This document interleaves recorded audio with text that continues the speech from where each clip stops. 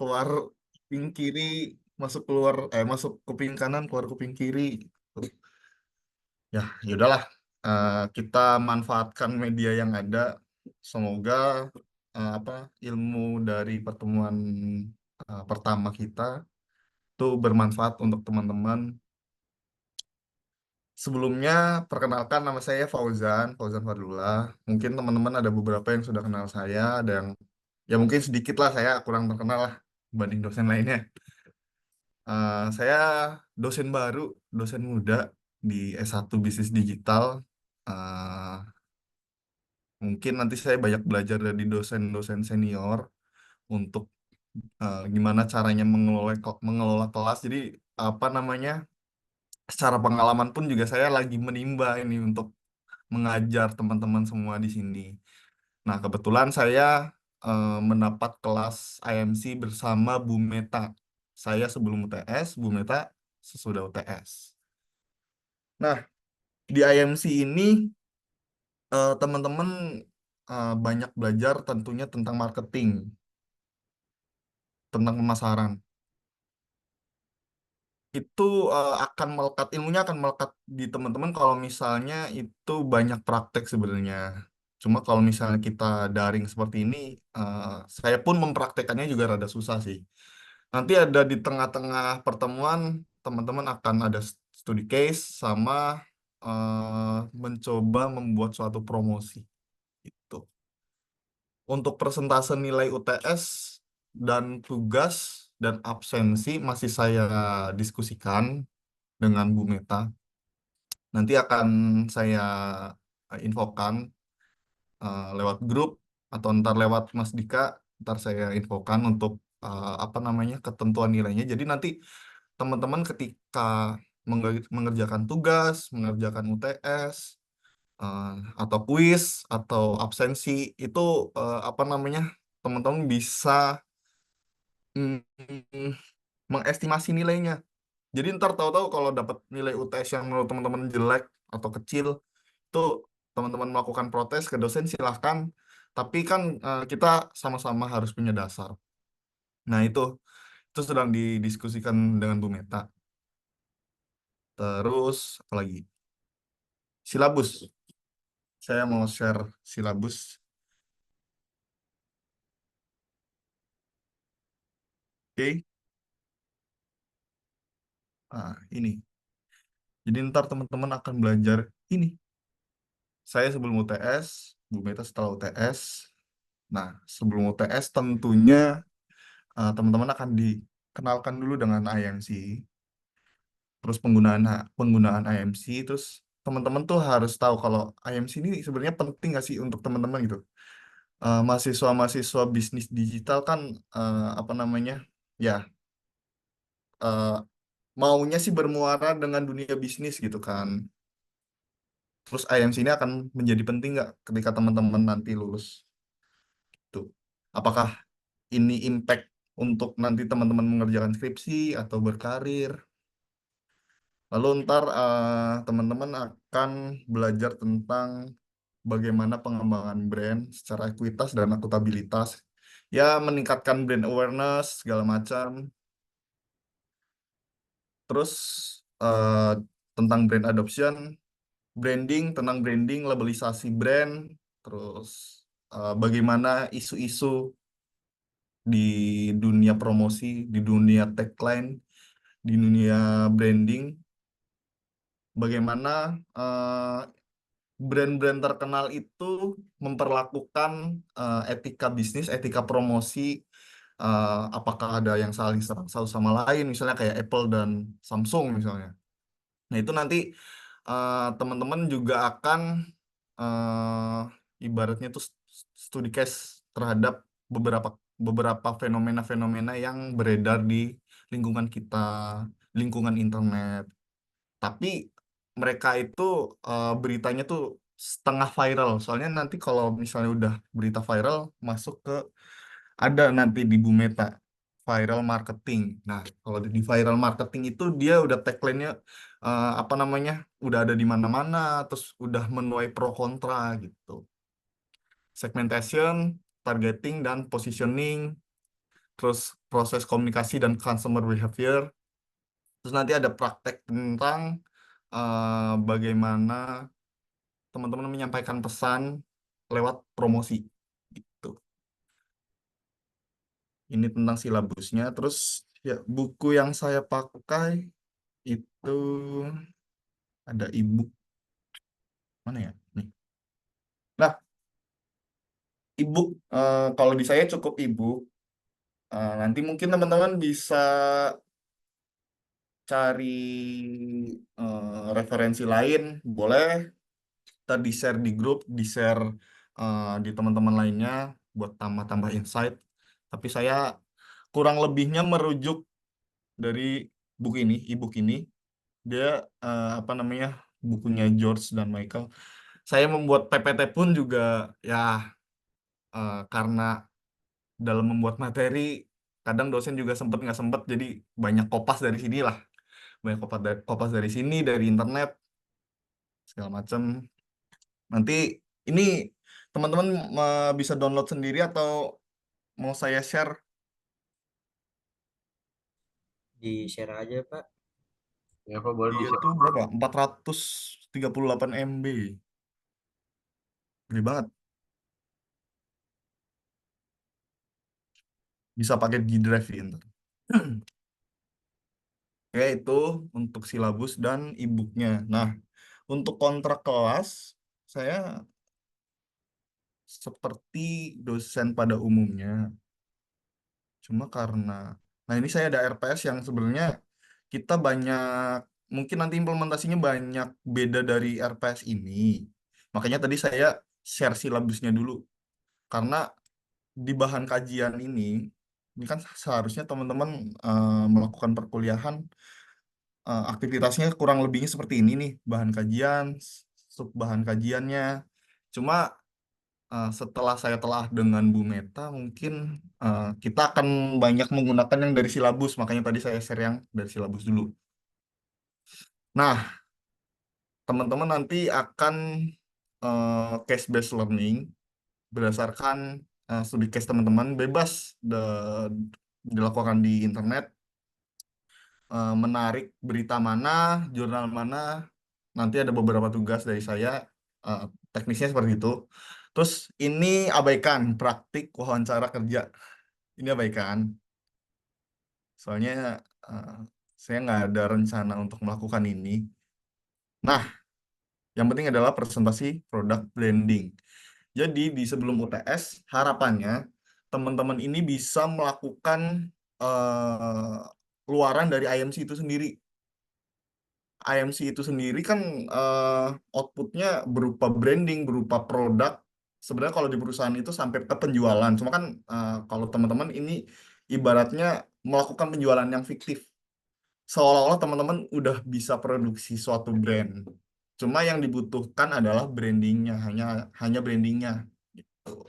Makanya tadi di silabus di ya ke pertemuan sebelum UTS, teman-teman diharapkan bisa membuat apa namanya, kreatif promosi lah, ya berupa presentasi. Jadi mungkin nanti ini lebih baik kelompok atau individu?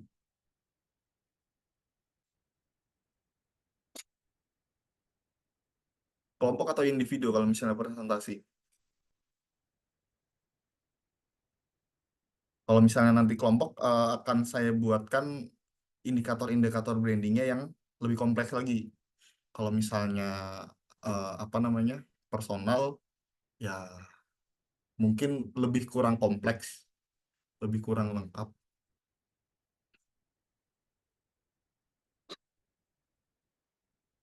Gimana? Ada saran nggak? Mungkin kalau misalnya individu bakal makan waktu lebih lama daripada kelompok sih, Pak. Betul. Saya rencana itu untuk pembuatan branding, atau bukan pembuatan branding, pembuatan brand itu dilakukan sebelum UTS. Kalau misalnya personal mungkin kita lakukan di dua pertemuan dan itu pun nggak menjanjikan semuanya presentasi. Tuh. Kalau misalnya kelompok mungkin bisa di satu pertemuan dan akan bisa lebih dibuat interaktif gitu. Kalau kelompok udah ada kelompoknya belum di kelas ini? Belum, Pak. Belum Belum, ada Pak. ya? Kan nanti dibuat kelompok aja. Nggak usah banyak-banyak per kelompok, mungkin sekitar 3 atau 4 orang untuk melakukan presentasi. Jadi nanti selain presentasi branding, nanti di tengah-tengah pun memungkinkan untuk melakukan presentasi di materi lain. Gitu. Jadi nanti eh, dibuat kelompok ini sepakatnya berarti kita akan buat ada tugas kelompok berarti ya untuk presentasi ya. Baik, Pak. Terus ini juga lembar resume dan kurikulum kita ini abaikan aja. Video dan PowerPoint presentasi. Jadi apa namanya karena tadi tugasnya tentang presentasi brand, jadi berupa PowerPoint sebenarnya PowerPoint presentasi, nggak video. Karena bisa kita presentasikan di kelas, nggak usah dibikin video gitu. Nah, untuk ini abaikan. Ini kriteria kelulusan ya pada umumnya sama peraturan kelas. Nah, ini kita kita memungkinkan untuk kelas luring nggak, Mas Dika? Berdasarkan informasi yang saya dapetin sih kan sebenarnya kalau di jadwal yang baru yang nggak dapat kelasnya itu cuma mata kuliah ini kan, Pak.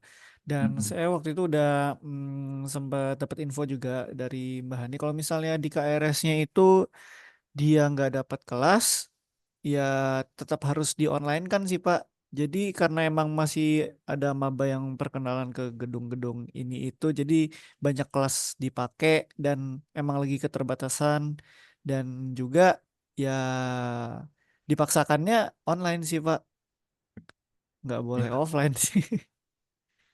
Hmm.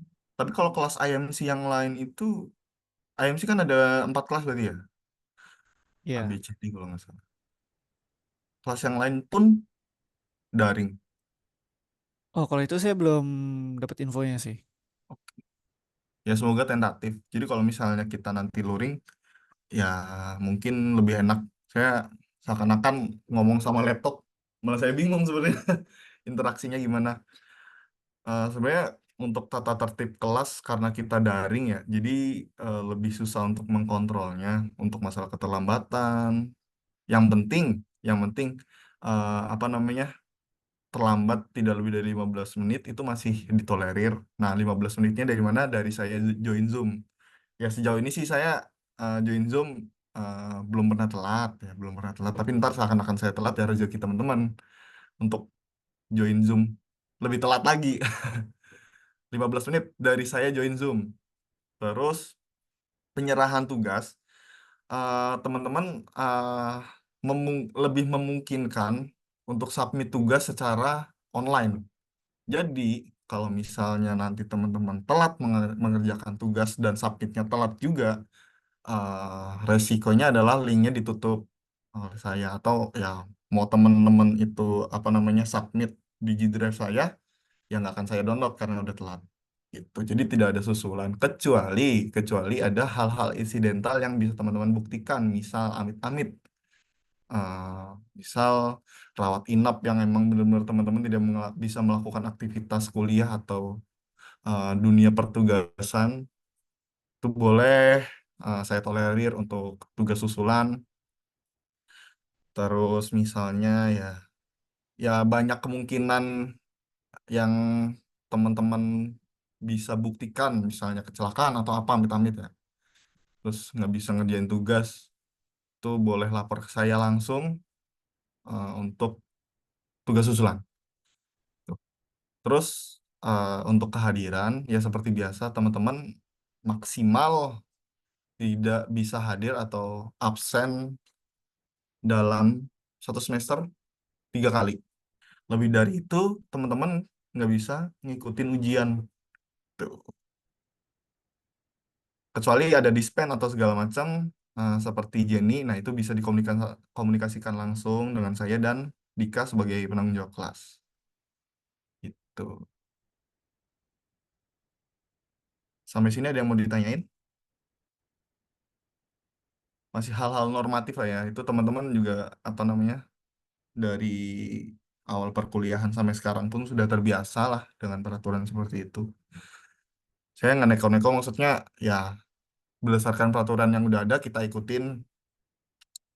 Terus karena ini daring jadi teman-teman bebas ya. Ini kan ada etika di dalam kelas daring. Mahasiswa tidak diperkenakan mengenakan pakaian yang memperlihatkan aurat, ketat atau transparan nih. Siapa yang mau apa namanya kuliah terus pakai baju-baju senonoh, ya seenggaknya sopan. Nggak apa-apa kaos, nggak apa-apa. Maksudnya teman-teman siapa tahu sedang ada dalam di aktivitas rumah atau apa. Yang penting di situ teman-teman tetap menjaga attitude dalam berpakaian gitu. Nah ini, mahasiswa wajib menampilkan identitas diri dalam bentuk tulisan, citra, atau video, atau dalam kata lain on cam gitu. Saya mungkin belum se-strict dosen-dosen lain ya, yang dia ada yang off cam terus di kick, off cam terus nggak bisa join kelas. Saya belum sampai situ. Saya masih mentolerir teman-teman untuk ya ada beberapa yang off cam atau on cam. Cuma nanti sewaktu-waktu saya tanya, saya misalnya saya tunjuk nih Raditya Prawa Junior gitu, off cam. Ya udah, mungkin nanti akan berpengaruh ke tugas atau misalnya berpengaruh ke aktivitas kuliah atau mungkin absensi gitu. Mahasiswa tidak membuat kegaduhan yang mengganggu ketertiban pembelajaran. Ya, teman-teman juga di sini pada off mic kan. Jadi eh, tidak diperkenankan seenaknya untuk on mic. Nah, kalau misalnya saya ada pertanyaan atau misalnya saya meminta pendapat teman-teman, mengajak discuss teman-teman, boleh ditulis di chat boxnya, boleh di sini lewat chat. Misalnya saya tanya apa, jawab di sini, nggak mesti on mic juga nggak apa-apa, gitu. Santai ya, terus santai sih kalau saya sih.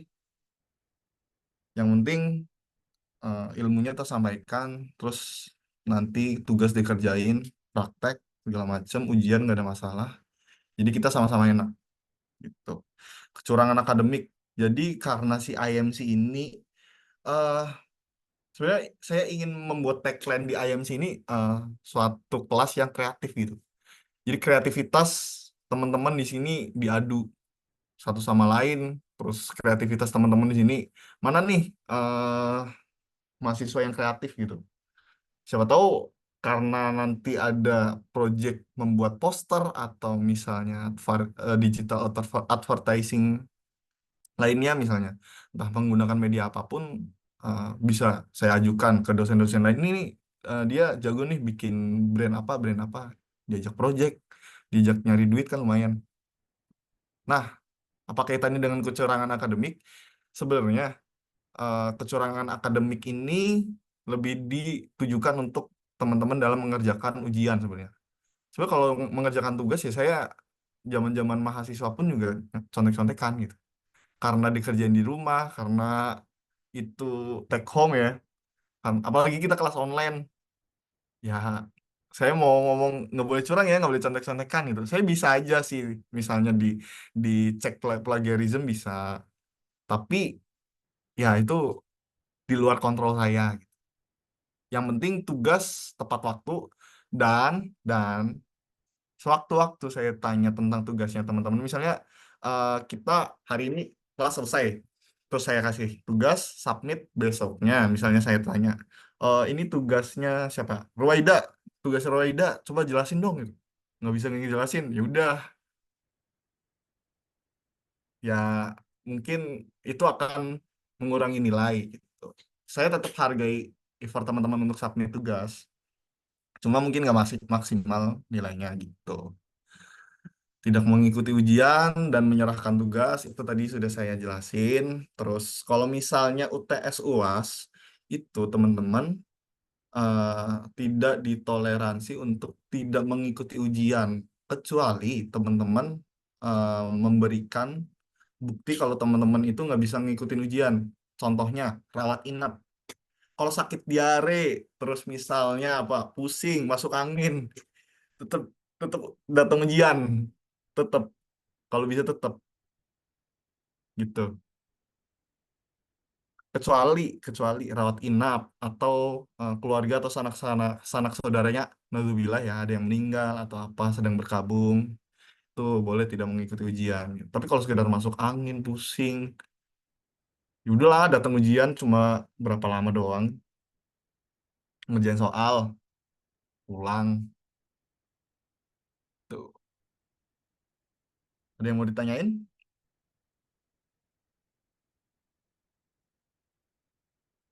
Mahasiswa tidak menggunakan alat komunikasi untuk keperluan yang tidak terkait dengan pembelajaran.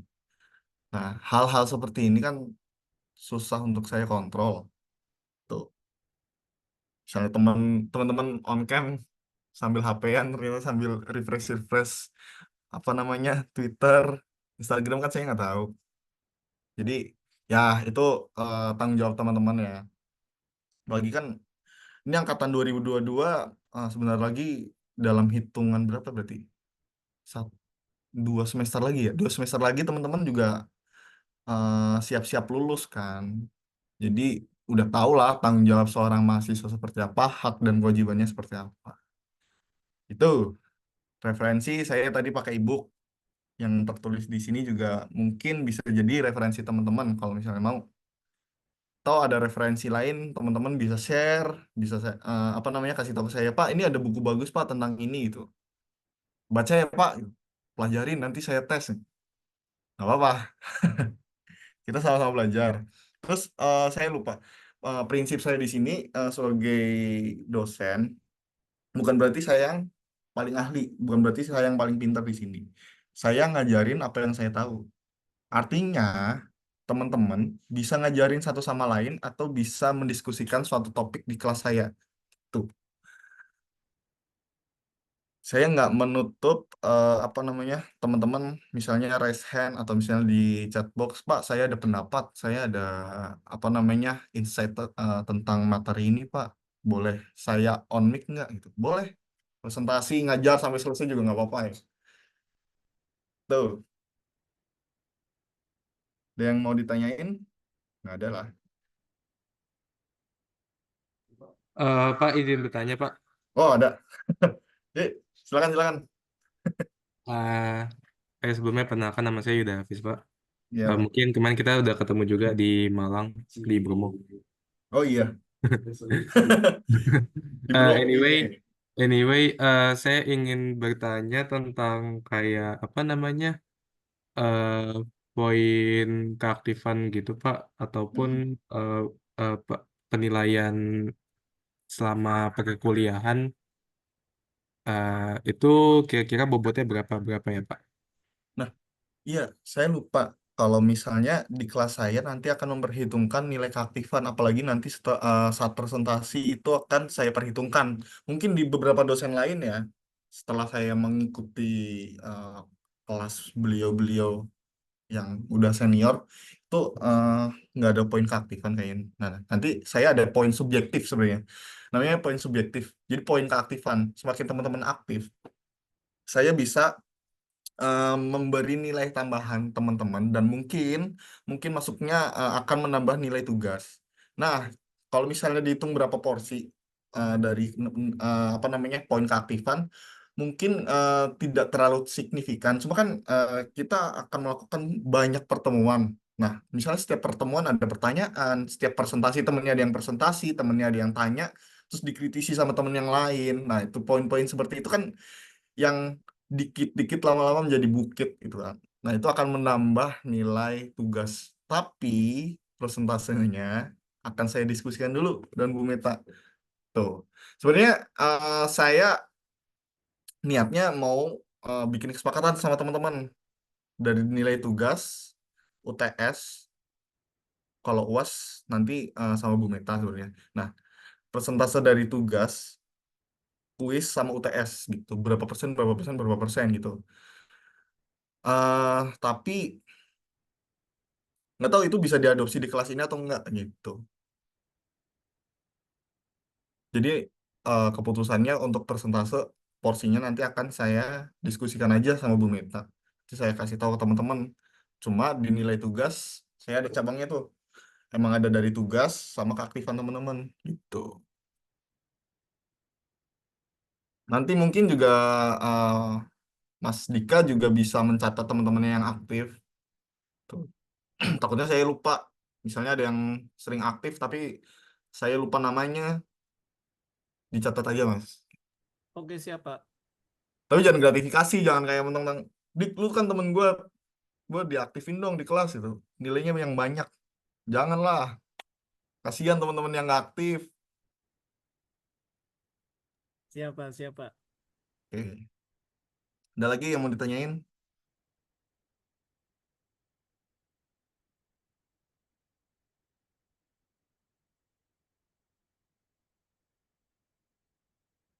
Kalau nggak ada, udah Pak. Kelar kelasnya.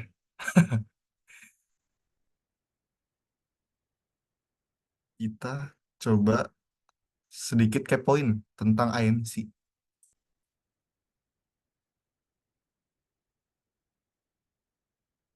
Nah, Integrated Marketing Communication. Yang jelas kita belajar tentang ilmu marketing, pemasaran, memasarkan produk, membantu penjualan, segala aktivitas perusahaan yang dia tuh tujuannya itu barang atau jasanya itu terjual sebenarnya. Itu baru disebut pemasaran. Tapi kalau integrated marketing communication, dia akan membahas apa sih? Coba dari teman-teman ada yang punya bayangan nggak? Teman-teman ambil mata kuliah IMC itu pinginnya belajar apa? Boleh ditulis di chat box atau misalnya on mic. Harapannya belajar IMC ini pingin tahu apa? Eh kalau opini saya, Pak, marketing communication itu dia lebih ke versatile ya mungkin ya. Karena kan banyak bidang marketing communication kayak misalnya contohnya public relation ataupun advertising gitu-gitu. Mungkin lebih ke garis umumnya kali ya, Pak. Itu pendapat saya sih, Pak. Oke, bisa masuk advertising ya. Ada keywords advertising itu salah satu dari IMC. Ada lagi nggak? Atau eh, sebutin satu kata teman-teman berharap apa dari IMC? Belajar IMC itu pinginnya apa? Satu kata aja. Tapi jangan satu katanya Promosi pintar, Pak. kaya, jangan. Itu saya juga mau. Ayo, Arkan, boleh. Eh, Mungkin kalau yang saya bayangin tuh lebih ke bagaimana nggak promosiin sesuatu gitu sih Pak. Nah, soalnya kan dari marketing communication-nya, itu yang Mm-mm. bayangan saya sih Pak. Oke, promosi. Ya, promotion. Keywordsnya promotion masuk. Ya, oke. Arkan, terus tadi udah Hafiz tuh. Ada lagi Ramdan Trifauzan. Ya Pak, kalau menurut saya dari MC ini dari bayangan saya itu lebih ke gimana kita membuat sebuah marketing yang saling terintegrasi gitu mungkin bisa lewat dari segi platformnya gitu kayak Google Ads atau Instagram Ads kayak gitu sih Pak. Jadi kayak marketing yang terintegrasi dalam penggunaannya gitu Pak. Berarti terintegrasi di dalam suatu aplikasi kah? Di dalam suatu platform gitu Pak. Oke, bisa jadi. Dan ini Mas Ramdan, ini boleh juga nih backgroundnya nih. Coba lihat. Iya. Ntar kalau misalnya lagi makan apa oh iya masih on cam padahal. Oh bukan ya, bukan bukan Mas Ramdan itu ya. Itu Mas Radit, Pak. Oh, oke Itu oke. saya, Pak. Oke, Bella Nataya apa tuh? Pak, izin Pak, kalau saya kan ngelihat tadi yang disebutin teman-teman itu lebih ke output dari si IMC ini. Tapi kalau Mm-mm. saya pengen tahu aja sih, maksudnya kan kita kalau Markom itu biasanya ngebangun citra, terus Ya. ngebangun pesan-pesan yang mau ditunjukin sama sebuah produk atau brand.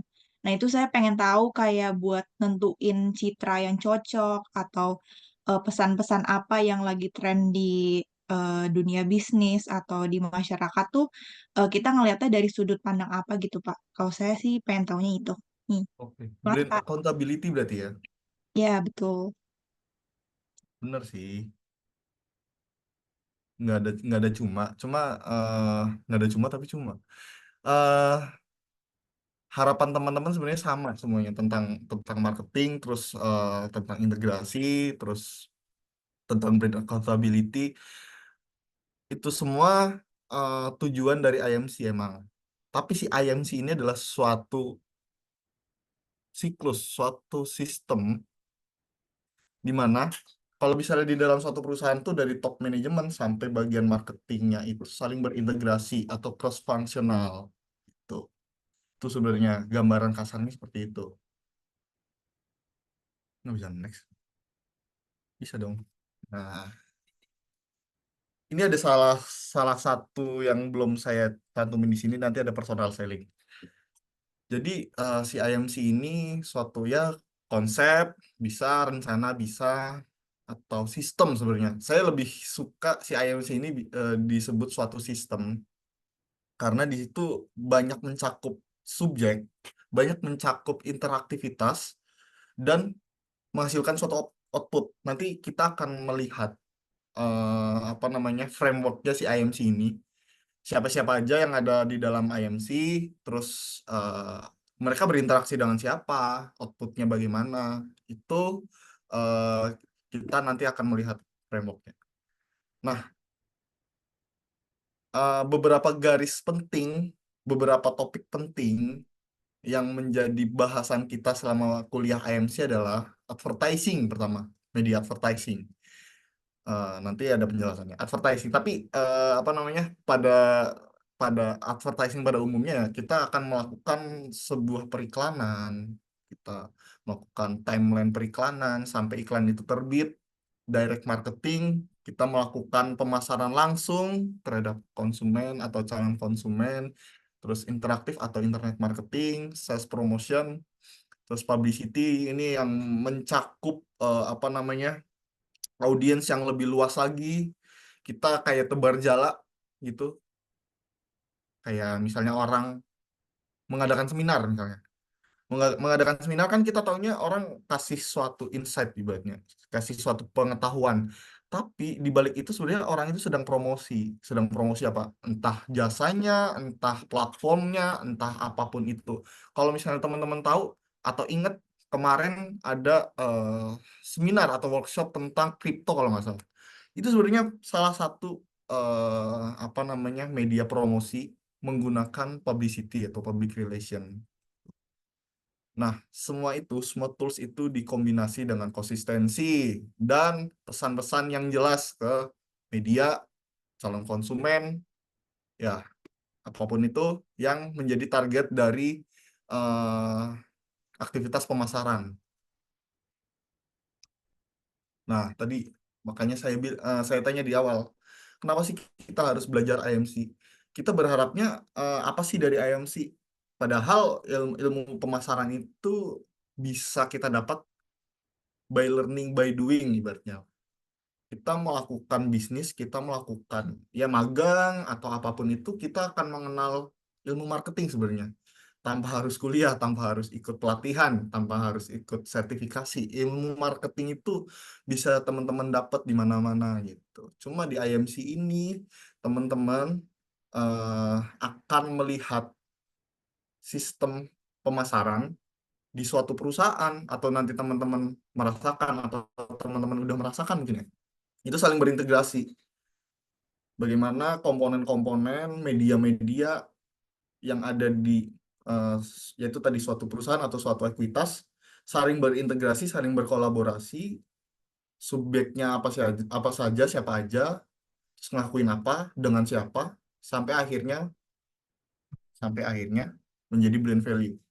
Jadi eh apa ya namanya ya?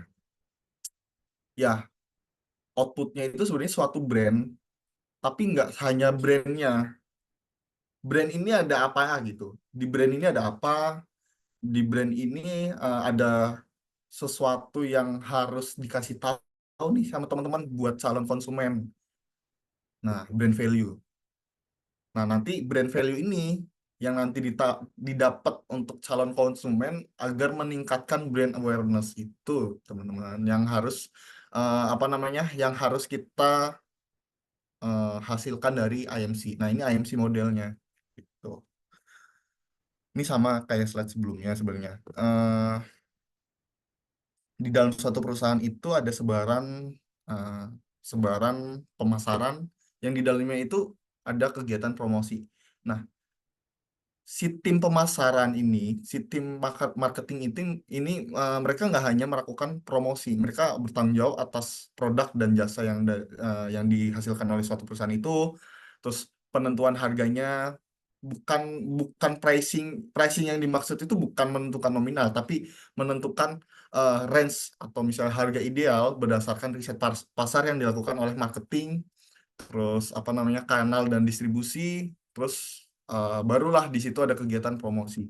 Nah, dari kegiatan promosi itu biasanya tim marketing atau orang marketing ya, marketer itu melakukan banyak yaitu tadi media advertising, direct marketing, tadi yang menjadi uh, tools dari IMC yang diintegrasi oleh IMC itu sendiri menjadi suatu model.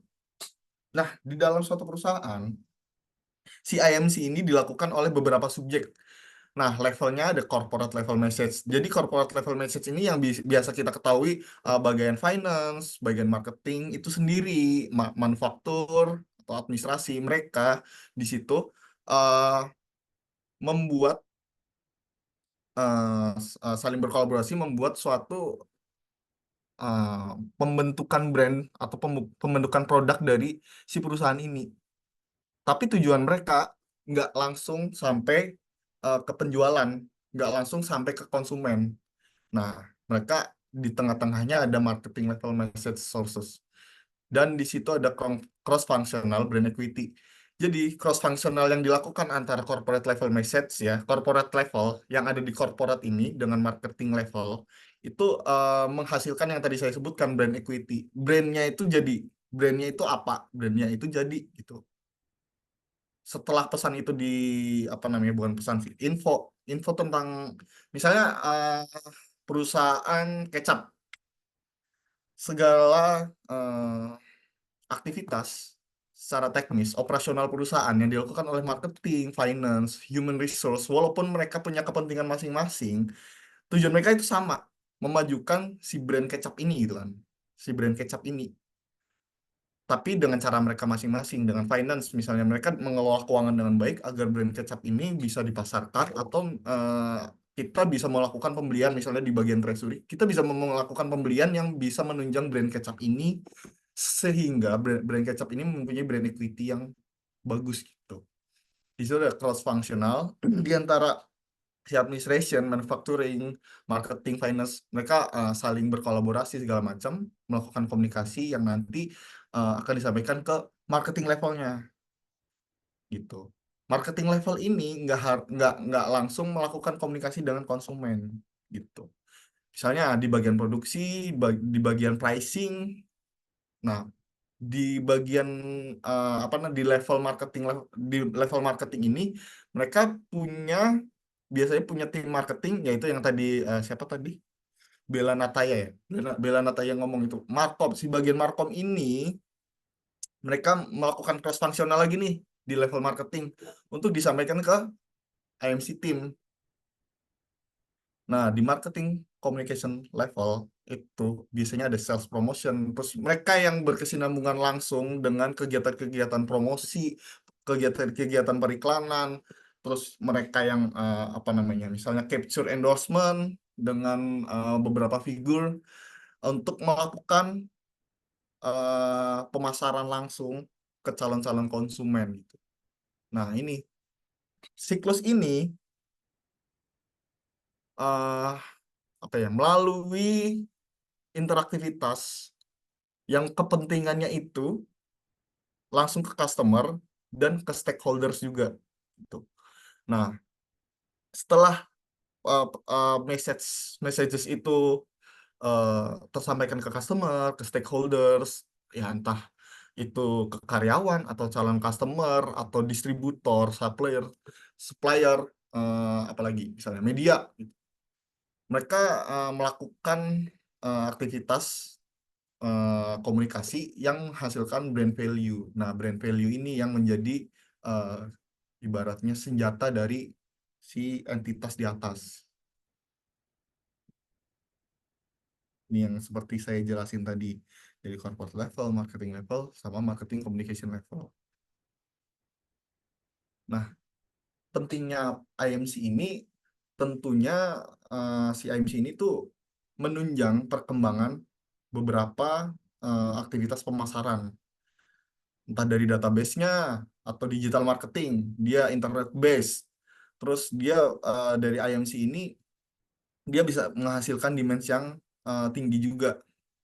Misalnya dari konsumen, beberapa konsumen itu si IMC ini bisa menampung demand dari calon-calon konsumen agar menjadi konsumen. Terus perpindahan media advertising menjadi beberapa apa namanya ya media marketing seperti misalnya uh, pemasaran konvensional menjadi digital marketing itu juga ada di IMC. Nah, komponen-komponen IMC yang tadi saya sebutkan itu akan menjadi landasan kita dalam belajar IMC seperti advertising, direct marketing, internet marketing, sales promotion, public relation, dan personal selling. Nah, sebenarnya teman-teman di sini harusnya udah pada tahu sih kayak advertising, direct marketing, internet marketing itu tuh ngapain aja, personal selling, public relation, sales promotion. Mereka tujuannya apa? Mereka ngapain aja tuh sebenarnya eh, teman-teman udah ada gambaran dari katanya aja gitu. Coba, misal nih, misal saya tanya, siapa ya? Misal Firza deh, Firza. Ketika kita melakukan personal selling, kita tuh berharap apa sih dari aktivitas itu?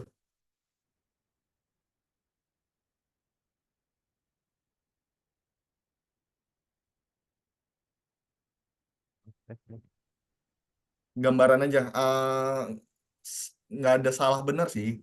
Soalnya kan semua dari komponen IMC ini sebenarnya kan aktivitasnya sama gitu, pemasaran. Cuma eh, apa namanya teknisnya yang berbeda tuh teknisnya, medianya gitu. Nah, kalau personal selling nih, Mas, kira-kira kita berharap apa dari personal selling? Kalau menurut saya dari kata selling itu untuk menjual produk sih Pak. Kalau promotion itu untuk memperkenalkan produk. Itu aja, Pak. Of course, kalau misalnya selling, entah itu advertising, direct marketing, internet marketing itu pasti tujuannya penjualan.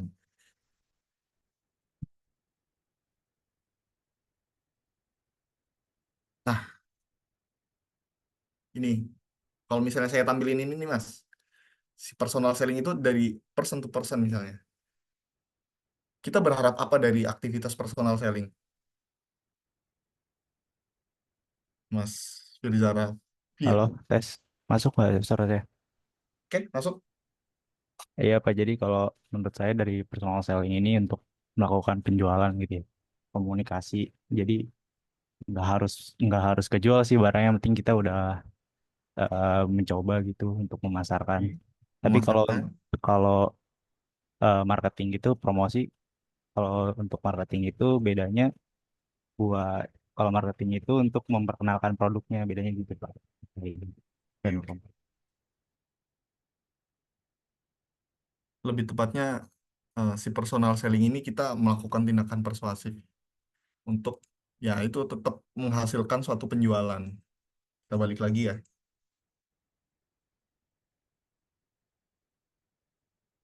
Nah, ada advertising, direct marketing, internet marketing, sales promotion. Kalau kita bahas satu-satu sebenarnya kita bisa menarik satu kesimpulan bahwa mereka ini ingin jualan gitu, ingin jualan. perbedaan yang paling mendasar itu sebenarnya antara public relations sama advertising. Karena eh, sebenarnya dari advertising ini kita bicara masalah iklan ya, kita bicara masalah aktivitas pemasaran. Di advertising ini, kalau teman-teman perhatiin, karakteristik yang menjadi kekurangan dari advertising dari sudut pandang konsumen itu apa? Yang menjadi kekurangan dari advertising. Kalau kita sebagai konsumen ya, kita ngeliat iklan, terus kita tertarik, kita beli. Itu kan gara-gara iklan, gara-gara brand tersebut melakukan advertising nih. Nah, kita sebagai konsumen, ketika kita beli barang tersebut atau misalnya kita beli brand tersebut, kita ngerasa kok brand ini nggak kayak yang diiklanin gitu. Kok brand ini mengecewakan. Nah, menurut teman-teman nih, dari advertising ini memunculkan fenomena apa sih? Atau contoh fenomena yang berkaitan dengan advertising itu apa?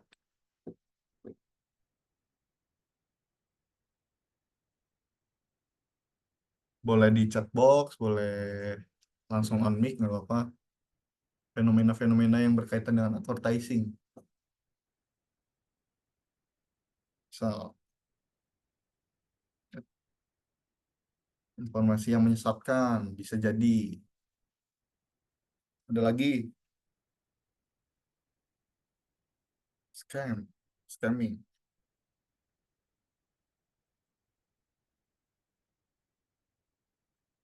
Apakah ada lagi?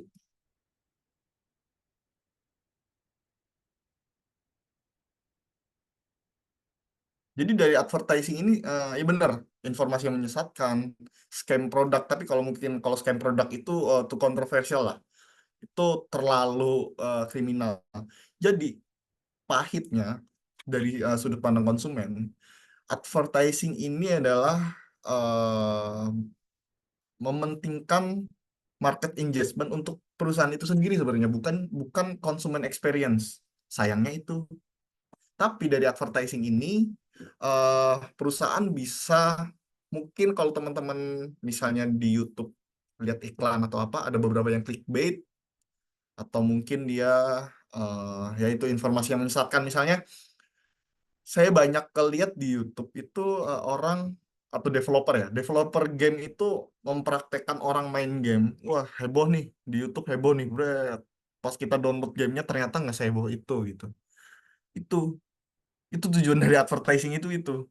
Kita ngedownload sebenarnya dengan yaitu beberapa hiperbola segala macam gitu. Karena si advertising ini apa namanya, dari advertising ini si advertiser itu bisa mengendalikan pesan yang mereka sampaikan untuk si calon customer tuh. Dan itu ada di kegiatan IMC.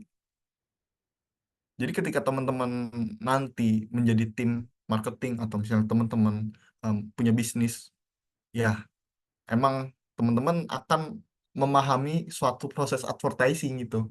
Tapi nggak harus clickbait, nggak harus menyampaikan informasi yang menyesatkan seperti yang teman-teman tadi bilang.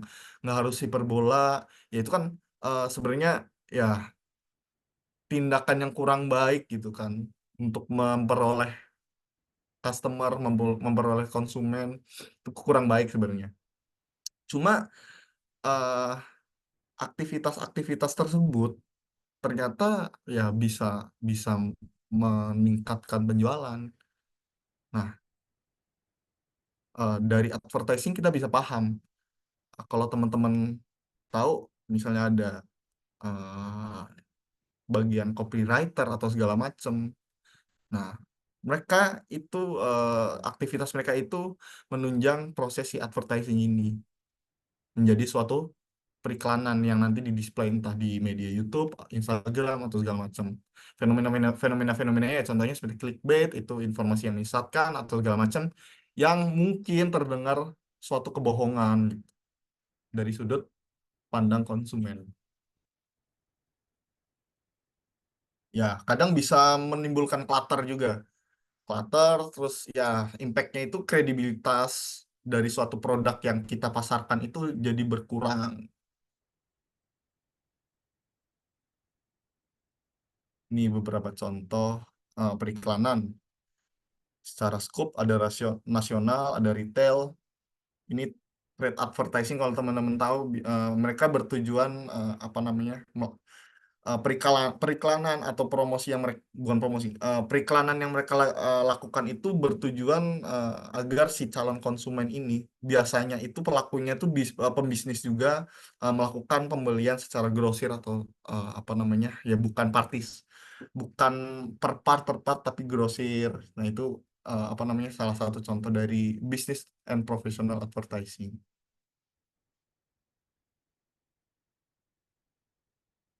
Nah, segmentasi dari advertising itu mereka biasanya mengkategorikan mana produk yang menjadi kebutuhan, mana produk yang menjadi keinginan atau misalnya kita secondary secondary apa ya? Secondary daily atau secondary drive atau ya itu sifatnya secondary atau tersier itu biasanya apa namanya dari teknis advertising itu melakukan segmentasi mana yang barang-barang ini menjadi kebutuhan konsumen, mana barang-barang ini yang menjadi keinginan konsumen gitu. Misalnya kayak handphone, apa namanya handphone mahal segala macam. Si advertising ini apa ya, merancang suatu periklanan yang seakan-akan HP ini eh, kita tuh harus ganti ke HP ini gitu. Kita tuh berawal dari keinginan konsumen terus menjadi kebutuhan. Terus ada direct marketing.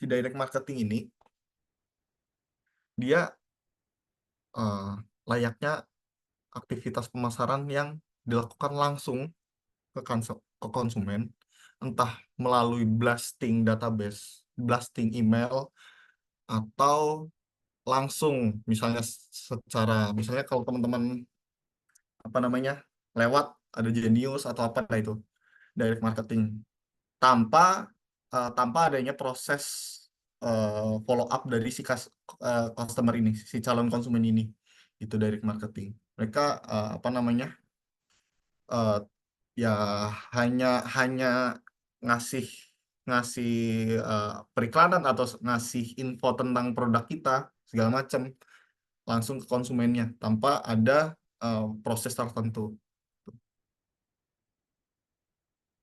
Contohnya apalagi misalnya direct marketing, kalau teman-teman tahu. Genius, terus apa lagi misalnya?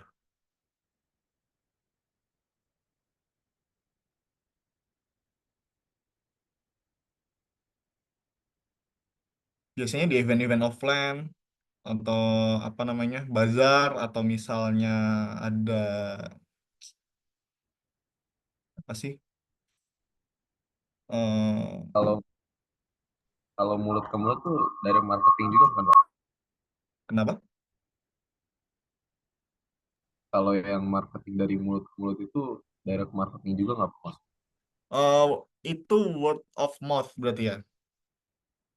Kalau misalnya word of mouth, dia bukan ke direct marketing ini, tapi ke interaktif kalau nggak salah.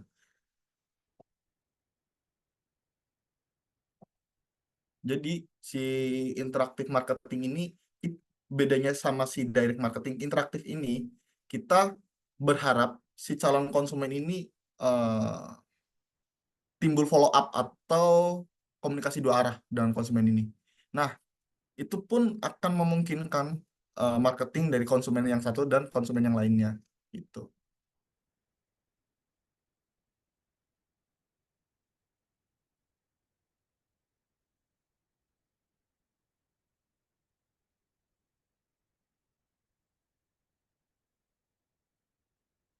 Ada lagi? Kalau nawarin kartu kredit gitu Pak, biasanya kan ada yang suka nawarin kartu kredit gitu Pak. Itu Nah, direct itu marketing gitu.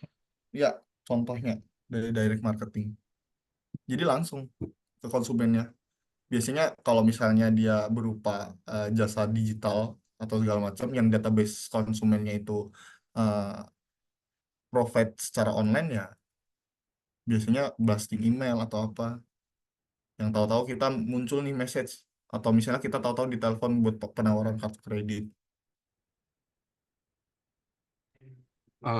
Kalau door to door sales itu masuk juga nggak, Pak? Door to door sales, misalnya kasih salah satu contoh door to door salesnya. Eh, Biasanya itu yang paling common itu kayak ini sih, Pak. Mahasiswa. Biasanya mereka kan butuh pengumpulan dana, terus kayak mereka langsung jualin aja produk mereka gitu.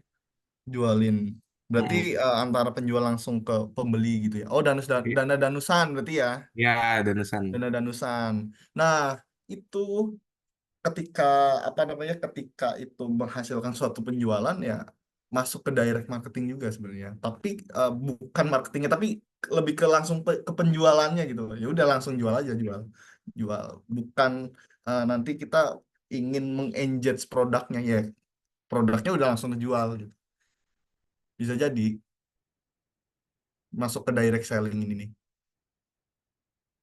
Terus misal nih, sales-sales barang elektronik, bener. Sales-sales barang elektronik biasanya ngasih katalog-katalog, brosur, segala macam yang ya nanti juga kalau misalnya kita dapat juga akhirnya dibuang. Tapi ada beberapa, apa namanya, ada beberapa yang kayak saya dapat brosur atau katalog, terus wah menarik nih, harganya murah, atau misalnya lagi ada diskon. Nah itu tuh trigger-trigger seperti itu yang apa namanya, menjadi effort dari direct marketing ini. Tuh. Ngasih brosur kayak promosi motor, betul, salah satu direct marketing langsung ke konsumennya. Intinya itu langsung ke konsumennya. Nah, direct mail ini bisa menjadi salah satu eh, aktivitas blasting jasa asuransi gitu. Jadi langsung ini pada dasarnya direct marketing ini pun juga, ya walaupun kita berharap ada penjualan, tapi dari direct marketing ini tidak terjadi komunikasi dua arah, di mana kita ya udah cuek aja, mau konsumen itu ngubungin kita, mau konsumen itu beli atau segala macam, kita akan tetap melakukan direct marketing itu sendiri gitu.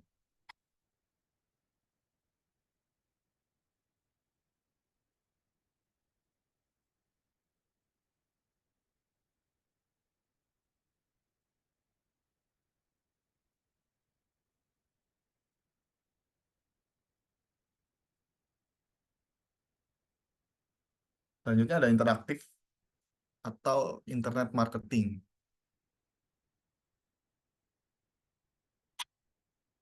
Nah, kalau si interaktif ini kita memungkinkan untuk menjalin komunikasi dua arah dengan calon customer menjadi customer kita, si interaktif marketing ini. Biasanya yang lagi ramai digunakan misalnya di media internet atau event-event yang di situ banyak khalayak umum misalnya. Tuh. Biasanya kalau si interaktif marketing ini bedanya sama direct ya. Kalau direct kita ini kak gitu kan. Kalau interaktif ini kita berharap data-data atau informasi atau infografis dari si calon customer ini. Tuh. Terus setelah kita dapat datanya mereka, mau diapain? Baru dari situ kita promosi sesuai sesuai apa namanya, market research kita. Misal nih kita mau jualan apa? Mau jualan makanan Korea misalnya. Terus kita ikut di event bazar tentang perkoreaan misalnya. Di situ anggapan kita ya audiensnya tentang orang-orang yang antusias terhadap eh, K-pop atau misalnya makanan Korea atau apapun itu yang berhubungan dengan Korea gitu kan. Setelah kita dapat datanya mereka, ya kita akan mengiklankan walaupun misalnya kita nggak hanya jualan makan Korea misalnya. Kita di samping itu kita jualan merch misalnya tentang Jepangan misalnya atau apa. Tapi kita setelah dapat database konsumen dari misalnya dari event tadi, ya kita pasti share-nya tentang informasi tentang perkoreaan. Berharapnya apa ya? Berharapnya mereka tertarik. Setelah dapat kontaknya itu, ya kontak entah email atau apa, dari interaktif ini ada kita teman-teman udah mengenal CRM belum? Nah, CRM ini ada di interaktif marketing gitu. Si interaktif marketing ini menjadi media CRM secara nggak langsung gitu.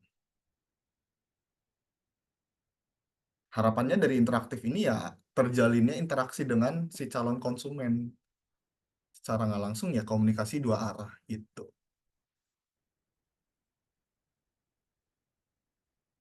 Jadi paham ya antara direct sama interaktif marketing. Tuh. Berarti kalau interaktif marketing tuh cenderung untuk kita tuh nge-target customer kita untuk kayak beli produk kita lagi atau untuk kayak recurring gitu nggak sih, Pak? Nah, eh, kalau misalnya mereka melakukan repurchase terhadap produk kita itu setelah komunikasi kita dengan customer itu terjalin sebenarnya. Nah, in case customer itu masih menjadi calon customer, kita berharapnya ya eh, si interaksi kita dengan calon konsumen itu terjalin interaksi, terus kita mengedukasi brand kita terhadap konsumen itu. Kalau misalnya teman-teman tahu nih, misal ya salah satu contoh lagi rame FitHub misalnya FitHub di acara di acara kebugaran misalnya di GBK, terus kayak ayo kak mampir dulu gitu, terus di situ dicatetin berat badannya berapa, tingginya berapa, segala macam. Ya, kalau misalnya berdasarkan pertanyaannya Mas Yuda tadi kan kita berharap si calon customer itu melakukan pembelian ataupun repurchase misalnya kalau misalnya udah melakukan pembelian, atau misalnya kalau FitHub kan berarti berlangganan. Tapi pada dasarnya dari interaktif marketing itu yang terjalin adalah interaksinya dulu Mas dengan konsumen. Nah, interaksinya itu contohnya misalnya kayak berat badannya berapa kak, kalau boleh tahu gitu, tingginya berapa segala macam, kita catetin segala macam, kontaknya segala macam, terus mau cobain dulu nggak alatnya, kalau misalnya mau cobain kita kasih lah kontaknya, secara nggak langsung kita kasih kontak, kita dapat kontaknya si calon customer. Nah, si calon customer ini di bagian marketing FitHub pun dimasukin ke database mereka gitu. Jadi ntar kalau misalnya teman-teman tahu-tahu ada sales FitHub ngechat teman-teman, yaitu karena adanya interaktif marketing yang mereka lakukan itu.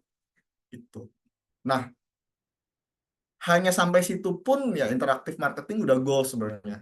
Makanya kalau misalnya di FitHub misalnya ada program kita ngasih 10 kontak teman kita terus kita dapat reward, ya itu tujuannya interaktif marketing. Nggak harus si calon customernya ini berlangganan pun sebenarnya mereka udah goals itu untuk melakukan interaktif marketing gitu. Jadi si interaksinya ini yang diharapkan dari interaktif marketing. Ya, rada sedikit beda dengan direct marketing. Ketika direct marketing kita ibaratnya tebar jala, kita tebar brosur, kita tebar apa namanya informasi tentang brand kita. Sedangkan interaktif marketing kita berharap ada interaksi dengan si calon customer itu gitu. Sebelum dilakukan repurchase atau misalnya si customer itu purchase produk, terus eh, misalnya puas atau segala macam, terus melakukan repurchase, itu eh, udah beda lagi dia di luar interaktif marketing, walaupun itu akan menginject proses marketingnya.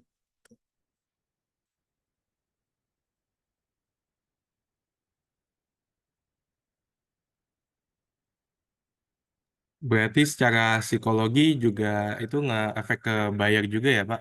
Kayak kalau misalnya interaktif ketimbang dengan direct marketing. Nggak mau mas?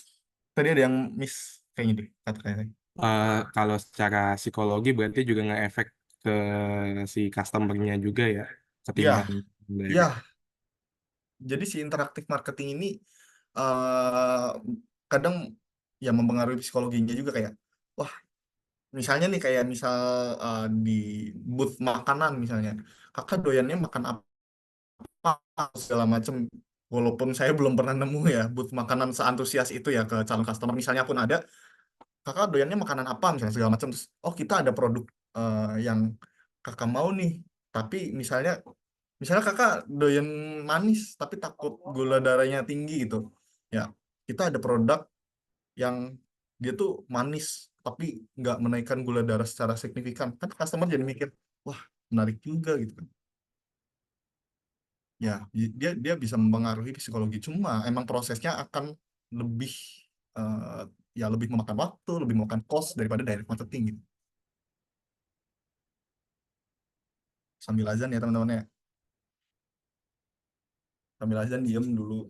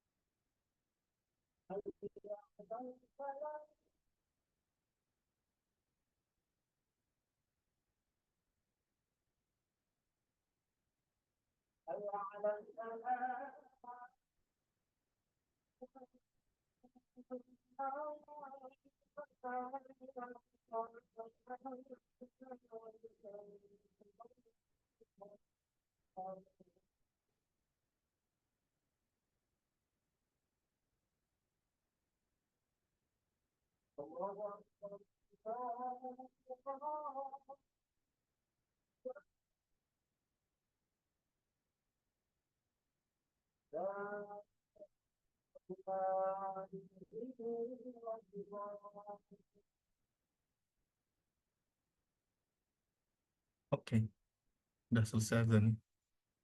Ada yang mau izin sholat silahkan. Sip. Kita lanjut ya. eh kita kelas sampai jam berapa ya? Takutnya saya 4 oke lagi. jam 15.50, Pak.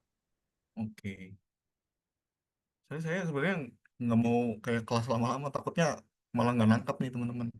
Tapi sejauh ini ada yang bingung nggak? Atau bingung semua? Jangan-jangan bingung semua. Aman Pak, aman. Aman, Aman lah Pak. ya, aman, aman. Ini materinya masih ya masih kita temuin di kehidupan kehidupan kita masing-masing. Nah, selanjutnya ada sales promotion. Ini lebih ke mengenalkan produknya secara wujud biasanya atau secara promosi. Tujuannya apa? Kalau bisa interaktif adalah interaksi, direct marketing adalah ya brand, tentang brand awareness atau brand introduction terhadap calon-calon customer. Nah, si sales promotion ini adalah ketertarikan si customer itu ya akan bermuara ke penjualan sebenarnya. Seperti kupon, terus sampling, atau misalnya apa sih? Ya biasanya kalau di mall ada sampel kue atau sampel kopi atau sampel sirup, kita cobain, calon customer-nya cobain segala macam. Ya, berharapnya kita ada penjualan di situ sebenarnya. Soalnya dari sales promotion ini ya sales menjual. Walaupun kita di situ aktivitasnya ya sekedar promotion, promoting doang. Tapi eh, kenyataannya dari sales promotion ini tujuannya menjual. Kita biasanya di perusahaan itu force the marketer tuh agar menjual dengan aktivitas ini gitu.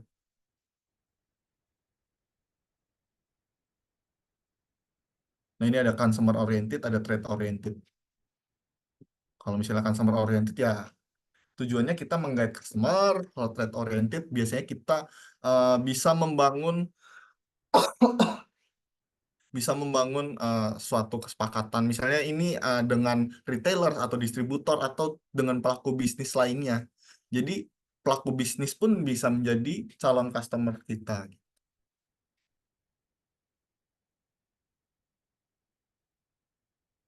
Nah, ini apa namanya kegunaannya. Biasanya sih sales promotion ini nggak hanya kita mengenalkan kantor baru, misalnya bukan kantor baru, apa ya, brand baru atau apa, misalnya kita ada sesuatu terobosan yang baru nih, biar kita tahu produk ini menjual atau enggak, atau konsumen bakal senang atau enggak, atau kita bakal mendapat pasar nggak sih dengan ada terobosan ini gitu. Kita ada produk baru segala macam. Nah, biasanya sales promotion di situ dilakukan untuk menarik perhatiannya customer atau menjadi langganan. Nah, di sales promotion ini. Nah, si sales promotion ini dia menunjang tadi sempat saya bahas tentang personal selling gitu. Nah, si personal selling ini sebenarnya kurang lebihnya sama kayak si sales promotion ini. Si sales promotion ini ya salah satu aktivitas dari personal selling itu.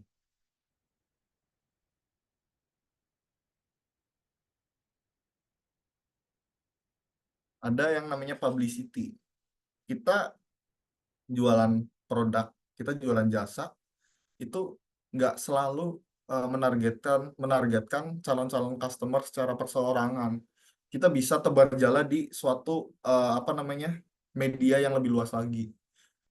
Kita bisa melibatkan banyak audiens dengan publicity ini. Dan publicity ini biasanya dibalut dengan beberapa pengetahuan, kredibilitas yang tinggi tentang suatu brand yang kita tawarkan.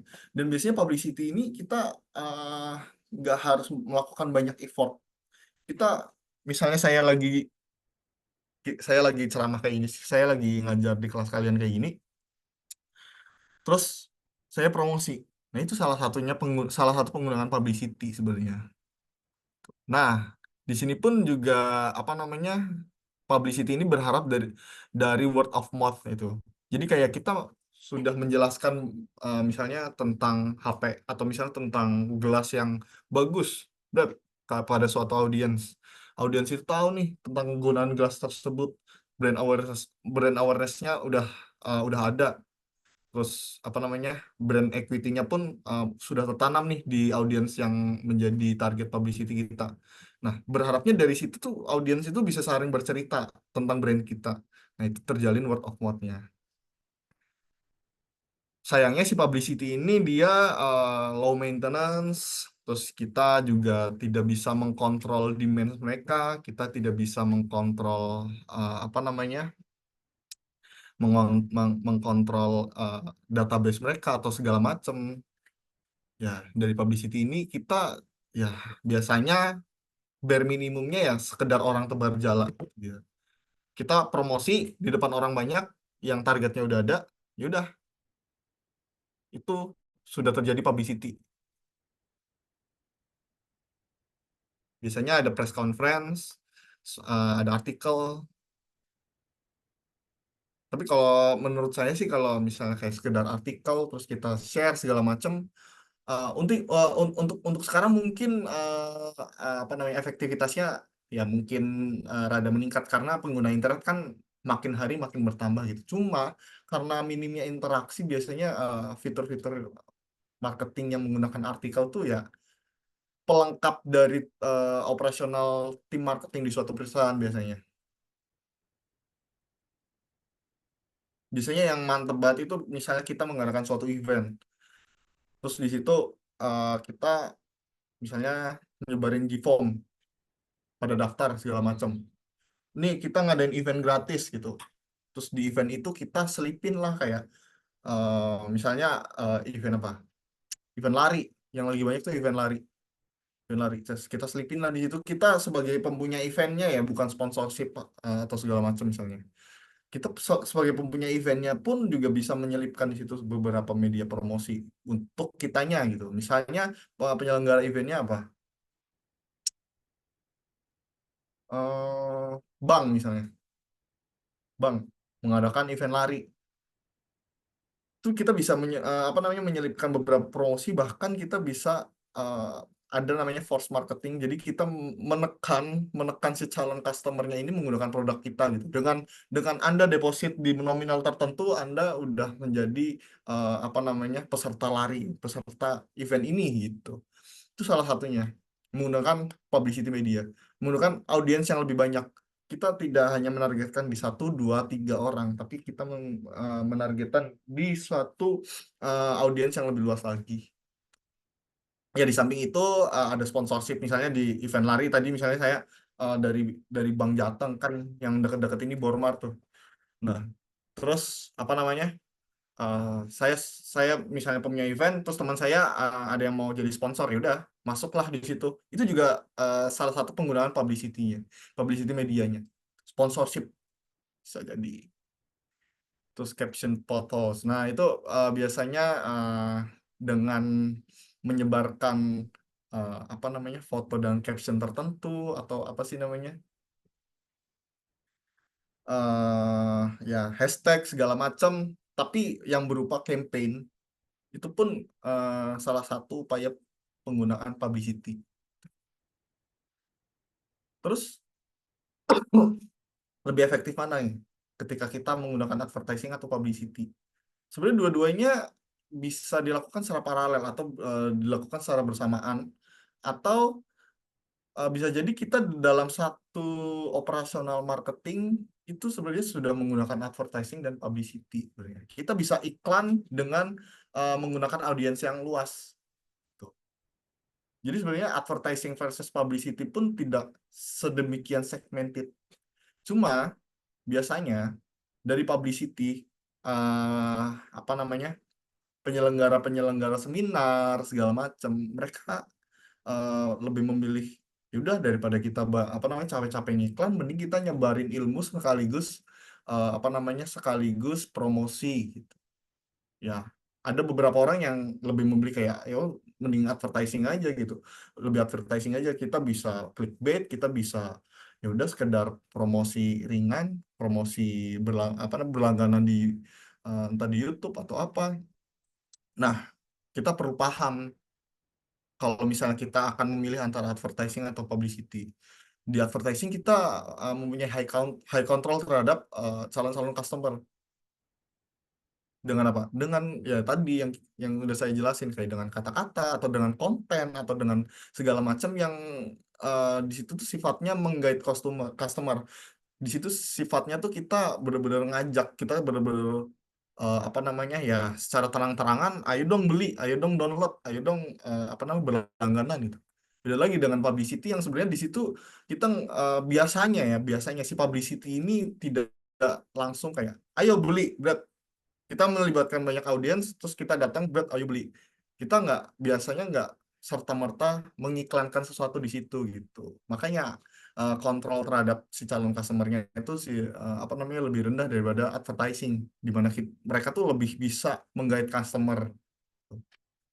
Cuma secara kredibilitas, coba kalau misalnya kita datang seminar, si narasumbernya dari instansi atau misalnya komunitas tertentu yang dia tuh ya secara skala besar misalnya, eh di situ dia promosi secara halus, misalnya secara halus, kita akan lebih percaya daripada kita ngelihat iklan di YouTube yang cuma lewat. Bahkan malah biasanya kita ya lagi-lagi YouTube, soalnya banyak banyak apa namanya banyak yang menggunakan clickbait segala macam yang kredibilitasnya cenderung rendah gitu, daripada kita ngelihat iklan di YouTube yang biasanya kita skip langsung, atau enggak kayak pakai apa namanya ad blocker atau segala macam, karena kita udah kurang percaya gitu apa yang diiklankan di YouTube atau misalnya di Twitter. Tuh banyak tuh iklan-iklan yang tentang pinjaman online segala macam yang sebenarnya pas diiklankan nggak ribet segala macam. Padahal pas kita udah berlangganan atau misalnya kita menggunakan pinjol itu ntar diribetin segala macam atau ada biaya admin segala macam. Nah, itu biasanya kredibilitasnya cenderung rendah gitu. Nah, tentunya di proses advertising di suatu marketing perusahaan itu apa namanya? Mereka lebih bisa menargetkan customer. Misal dari advertising ini kita targetnya berapa views, kita targetnya berapa likes, kita targetnya berapa share, segala macam. Apakah itu bisa dilakukan di publicity? Ya sebenarnya bisa. Makin ke sini tuh bisa sebenarnya kalau kita melakukan publicity dengan media elektronik tertentu gitu. Cuma pada dasarnya publicity in general kita nggak bisa menargetkan secara spesifik sebenarnya untuk calon customer kita. Misalnya kita ngadain apa? Kita ngadain lagi-lagi misalnya seminar misalnya atau workshop.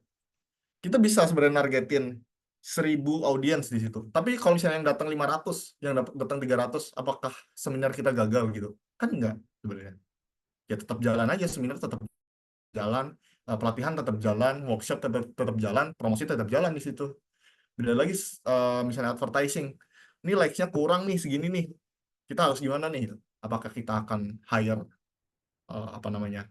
brand ambassador atau segala macam gitu. Kita bisa mengukur kegagalan dan keberhasilan dari advertising daripada si publicity gitu. Frekuensinya advertising bisa lebih dijadwalkan.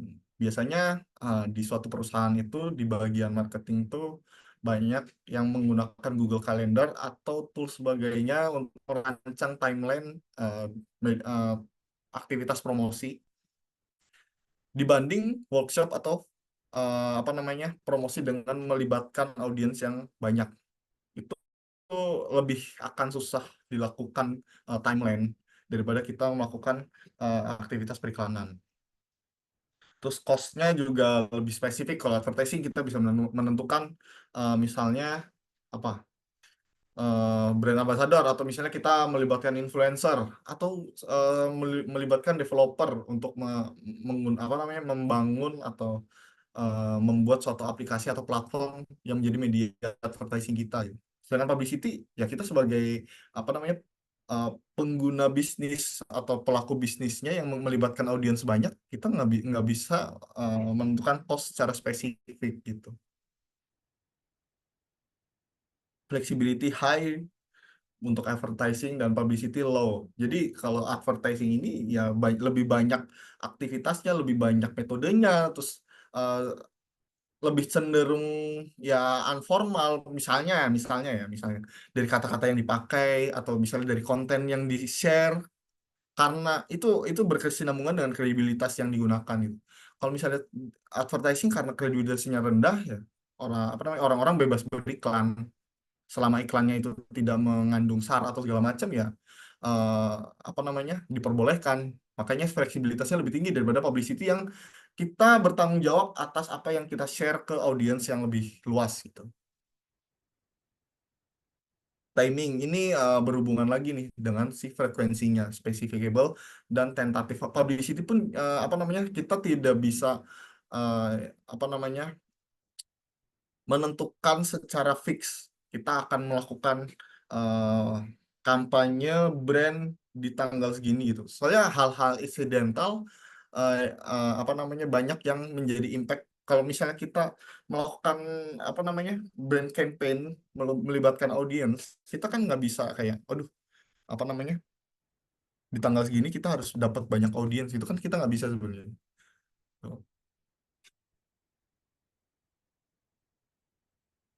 Nah, setelah publicity tadi, kita perlu tahu nih, si publicity itu menjadi penunjang apa sih di dalam suatu perusahaan. Nah, di suatu perusahaan, di samping tim marketing, itu ada yang namanya public relations, yang menjadi salah satu ya IMC.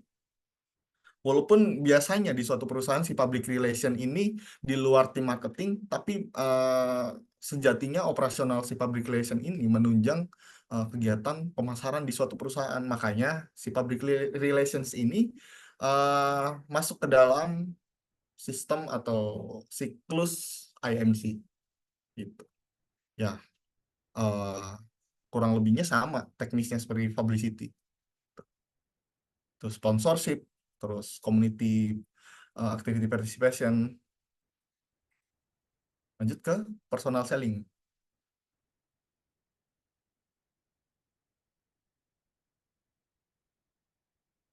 Sebenarnya kalau personal selling ini apa namanya? Ya, kurang lebihnya kalau secara teknis sama kayak misalnya sales promotion atau misalnya interactive marketing atau direct marketing. Personal selling ini ya targetnya ya 1-2 orang, nggak melibatkan banyak audiens, sifatnya persuasif, terus bermuara atau luarannya itu terjadi purchasing dari calon customer.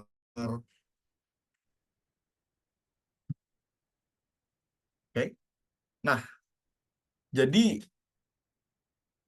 tools tadi, komponen-komponen tadi yang saya jelasin, itu ada di dalam IMC Tools.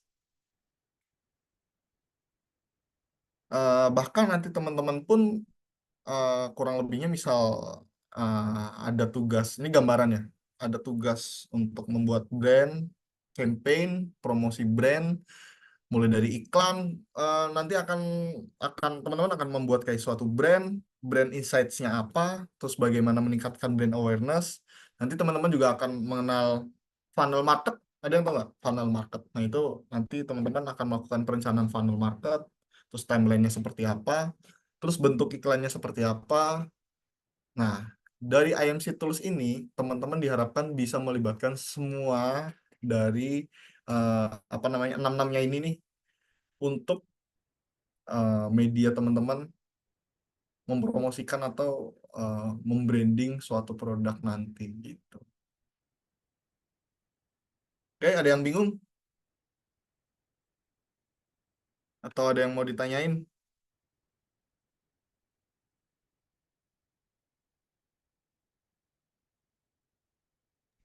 So far belum ada sih Pak kalau dari saya. Oke.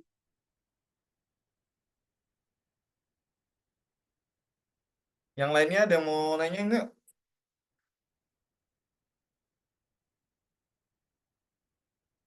Kalau nggak kita coba drilling ya, coba drilling. Biar teman-teman apa namanya tahu nih. Ya drilling iseng-iseng aja. Coba misalnya Mas Haikal. Mas Haikal ya harusnya ya, Haikal Hakiki. Coba Mas, kalau misalnya Mas sebagai sales melakukan interaktif marketing terhadap penjualan eh, obat diet. Nah, Mas Haikal bakal bakal tanya apa nih? Bakal melakukan apa nih terhadap calon customernya?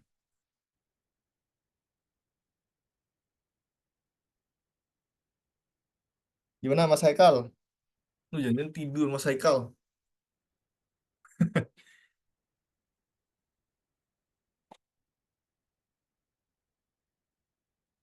Pak, saya izin lewat chat aja soalnya ada berisik di sini. Oke, oke, nggak apa-apa. Coba lewat chat. Coba lewat chat. Ya, kita nunggu Mas Haikal ngetik. Coba kita tanya ke peserta lain. Misalnya, siapa ya? Pak, saya izin tanya. Oke, boleh, boleh, boleh.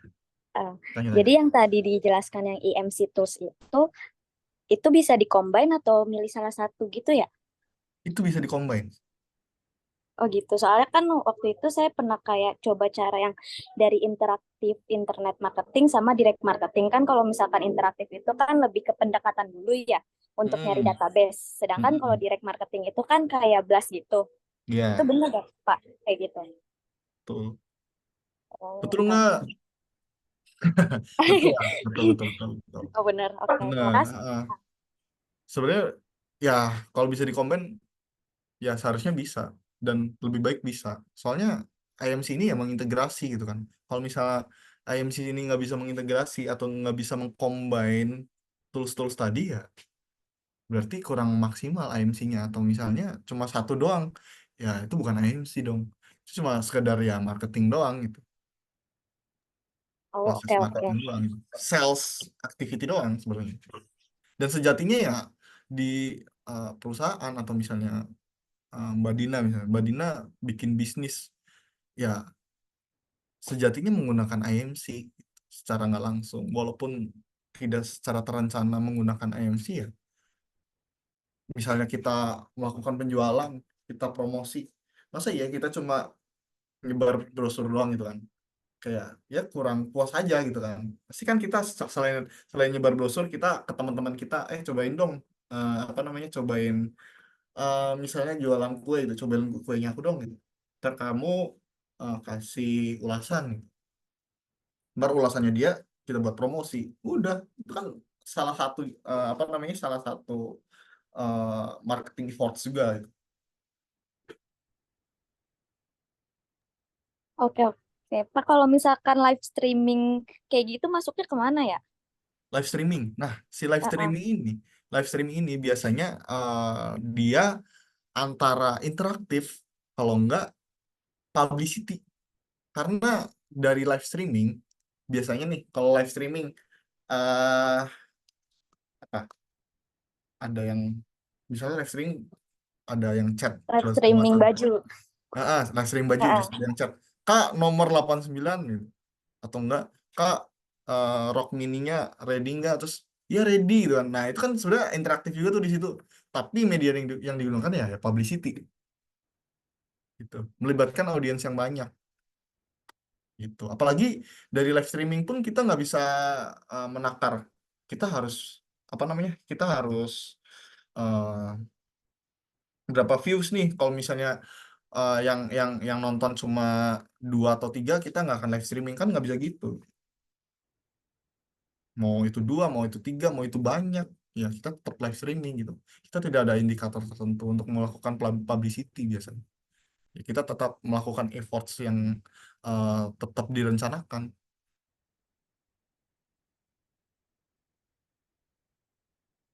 Pak, akan banyak pengalamannya Pak jadi live streaming.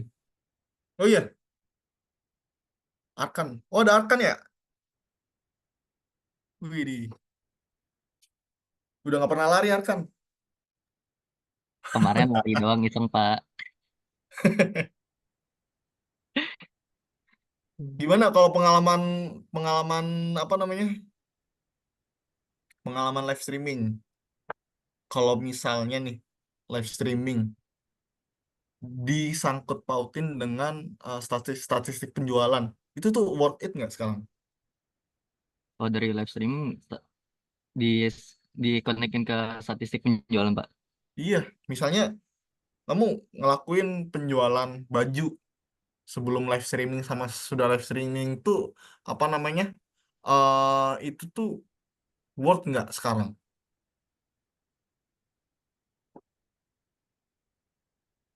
Hmm, masih worth sih Pak, soalnya kan masih ngelihat dari datanya, entah dari entah itu berapa banyak yang, atau mungkin kan biasanya ada data dari apa namanya, dari yang masuk itu kan ada data usia atau mungkin data ininya, uh, siapa aja yang rata-rata yang masuk ke live streamingnya, atau mungkin yang komen itu biasanya mungkin kan di situ kelihatan beberapa gitu sih Pak. Biasanya kalau singkat saya kemarin di waktu itu saya di TikTok itu Pak, itu kelihatan datanya sih Pak dari engage gitu-gitunya.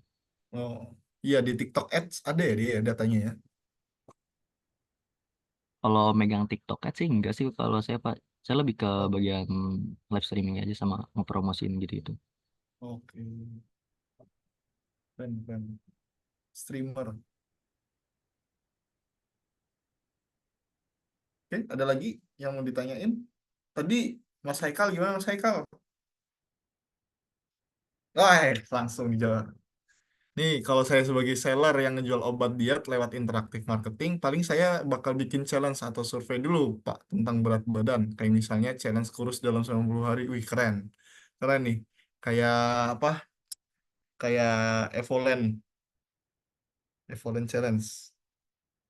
survei berat badan para customer. Nah, dari situ bisa lewat kuesioner IG atau bisa lewat TikTok juga atau bisa juga langsung endorse influencer yang kategorinya sesuai sama tujuan brand saya, begitu sih, Pak.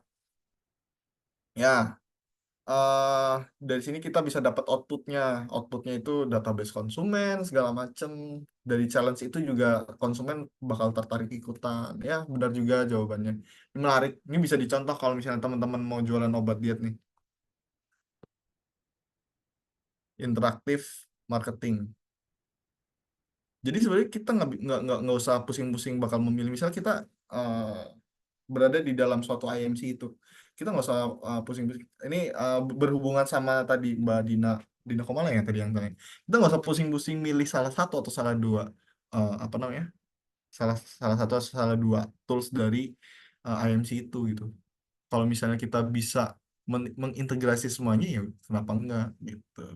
Cuma biasanya kita bentuk timeline nggak secara langsung kita eksekusi semuanya di satu waktu. Kita bikin timeline.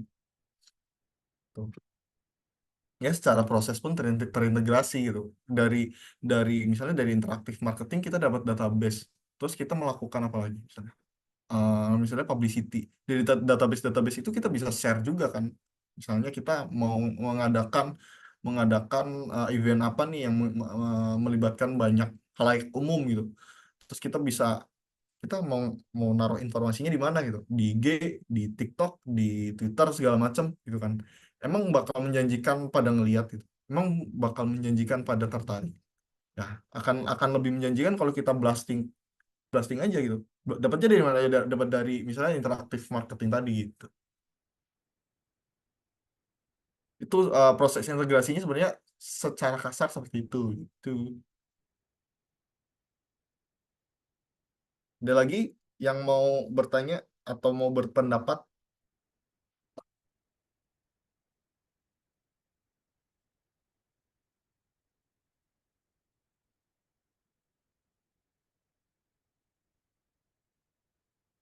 Amalia Amanda Devi, silakan, Mak.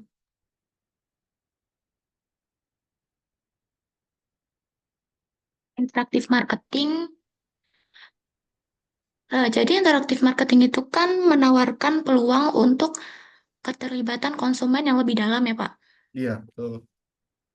Nah, tapi dari situ juga bisa menimbulkan risiko terkait privacy dan personalisasi yang berlebihan. Betul, Nah, betul banget. pertanyaannya, ketika merancang kampanye IMC yang melibatkan elemen interaktif marketing, bagaimana perusahaan bisa memastikan bahwa interaksi dengan konsumen nggak hanya efektif dari segi keterlibatan, tetapi juga nggak melanggar privasi atau melampaui batas personalisasi? Dan apakah ada strategi terbaiknya untuk menjaga keseimbangan antara keterlibatan konsumen dan perlindungan privasinya? Itu sih, Pak. Terima kasih. Eh, Pertanyaannya emang apa namanya? Emang kita lagi fenomenal terhadap data pribadi kita sebenarnya. Kayak nomor handphone, misalnya kita asal kasih. Padahal nomor handphone pun ya sebenarnya informasi umum gitu, general information yang bisa kita cantumkan di LinkedIn atau misalnya kita cantumkan di CV yang notabene kita sebar ya, yang notabene kita sebar, kita approach ke pihak-pihak tertentu gitu. Tapi malah makin ke sini disalahgunain. Nah, ada timbul apa namanya? Di situ ketidakpercayaan kita ketika kita mau ngasih nomor HP ke misalnya ke salesnya misalnya. Terus gimana nih upaya perusahaan biar data tersebut aman? Sebenarnya eh untuk keamanan data kita nggak bisa kasih effort lebih buat kayak ya ini bakal tetap aman gitu. Kita cuma sekedar bisa kayak oh enggak Kak, ini misalnya ini nomor handphonenya aman segala macam gitu kan. Kita tetap butuh Jadi ini apa namanya? Sesuatu yang dilematis kita butuh ya minimal ada nomor HP-nya dia dan namanya dia gitu kan. Kita butuh emailnya dia misalnya. Biasanya biasanya dalam interaktif marketing kalau misalnya kita apa namanya kita coba lihat realitanya ya. Sales melakukan interaktif marketing itu biasanya menyediakan beberapa opsi data. Misal, nama, nomor handphone, email, dan media sosial. Gitu. Nah, opsi-opsi tersebut sebenarnya buat apa sih? Pertama, buat memvalidasi apakah informasi yang didapat oleh si sales itu bener nggak gitu. Atas nama ini, dia nomor HP-nya bener ini atau enggak gitu. Emailnya bener ini atau enggak. Nah, yang kedua itu apa namanya? Sebenarnya service dari si sales untuk si calon customer. Kalau si calon customer itu beranggapan nomor HP itu terlalu terlalu private untuk dikasih ke apa namanya orang asing gitu. Kalau misalnya Instagram, oke lah gitu. Instagram kasih gitu.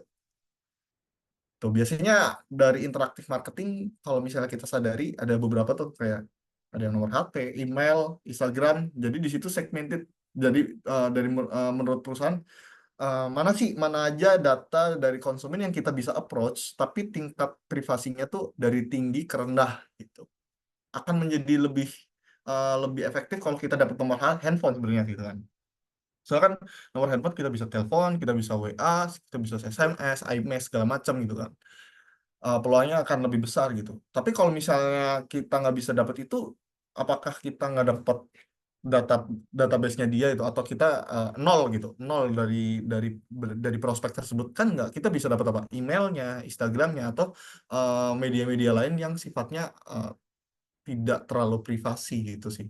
Jadi untuk menjamin keamanan data, perusahaan atau misalnya si salesnya itu tidak bisa melakukan effort lebih kayak ini bakal aman kak gitu kan. Wah, kalau orangnya tetap nggak percaya gimana, tetap nggak mau ngasih, misalnya nggak mau ngasih nomor handphonenya gitu, ya kita bakal kehilangan prospek kan, nggak gitu. Kita bisa effort di hal lain, misalnya yaudah kak Instagramnya aja gitu atau apanya, misalnya email gitu atau misalnya Twitter, atau misalnya dalam hal apa namanya kampanye karir, misalnya di eh,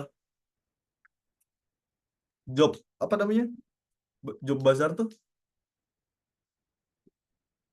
itu biasanya buat kampanye juga, kampanye kantor, misalnya kantor ada jasa apa, nah itu di situ juga ada apa namanya eh, ka- gerak-gerik kampanyenya, nah itu biasanya di situ juga tidak cantumin aja LinkedIn-nya gitu kan.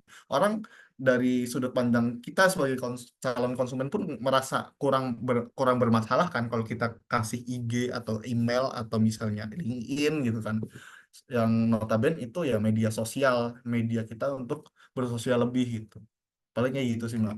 Untuk jadi kesimpulannya untuk menjaga privasinya ya biasanya sales nggak nggak bakal ngomong apa-apa sih ke si calon customernya gitu, kecuali si calon customernya aman nggak sih kak ini ntar nomor HP-nya buat pinjol lagi atau misalnya nomor HP-nya buat apa lagi gitu kan, baru di situ sales ya sekedar ngomong enggak kak itu kita nggak akan apa namanya macam-macam gitu. Apa namanya kita nggak akan apa namanya menyalahgunakan nomor handphonenya kakak gitu kan, cuma kan itu kurang kuat gitu kan, ya kita bisanya ngasih alternatif lain, yaudah kak Instagramnya aja gitu, emailnya aja atau media sosial lain yang bisa kita approach tuh, gitu sih. Terima kasih. Sama.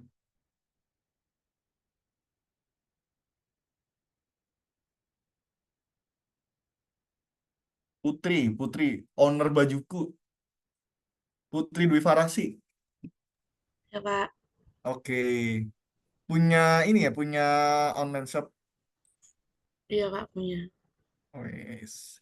Coba praktekin apa namanya? Tadi kan kita belajar AMC nih. Coba praktekin bagaimana publicity itu bekerja. Kita kan udah punya audiens nih, paling Nonton enggak ada aja berapa? sekalian live-nya. Apa? Live-nya ada di TikTok nanti. Apa namanya? Yang lebih persuasif dong. Ini kan ada 25 berarti Kang. Dikurangin kamu kan ada 25 audiens, kita udah punya publik. Kita udah punya audiens nih. Coba praktekin publicity-nya tuh. Wajib check out tapi ya. Ya masa wajib check out doang, kenalin dong. Hai guys, aku jualan ini nih gitu. Kita harus ada komponen brand awareness-nya juga di situ buat ningkatin brand awareness kita. Coba dari perkenalan, apa namanya, perkenalan brandnya, terus mungkin di situ kayak kasih lah kayak ini brand ini udah dari tahun segini loh, yang notabene udah bertahun-tahun nih jadi brand baju, apa namanya, brand baju ternama. Coba. Di sini banget nih. Iya dong, coba praktekin. Apa Aku namanya, sayangku. kalau misalnya dari nyimak publicity kan harusnya tahu tuh teknis publicity itu gimana. Mulai nih, Pak. Tapi saya malu kalau di sini, Pak. Kalau di live saya nggak malu. Yaudah, kan di sini lebih lebih ini apa namanya, udah pada kenal. Soalnya pada ketawa ini, mukanya ketawa semua di sini.